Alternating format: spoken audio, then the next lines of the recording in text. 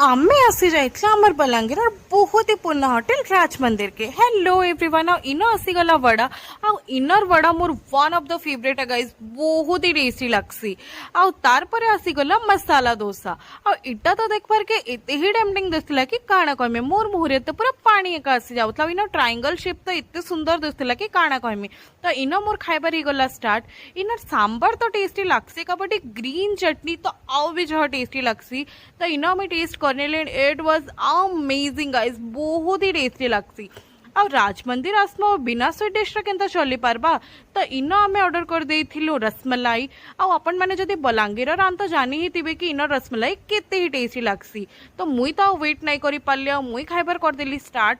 आ ई रसमलाई खाइला पर मोर आत्मा की जेन तृप्ति मिलला ना गाइस कि काना ही कहबे, मोर आत्मा तो पूरा शांत हो गला। आ आपण माने जदी बलांगीर रान राज मंदिर ट्राई करछन तो राज मंदिर आपनकर काना फेवरेट मते कमेंट सेक्शन रे श्योर बताबे। Bye bye.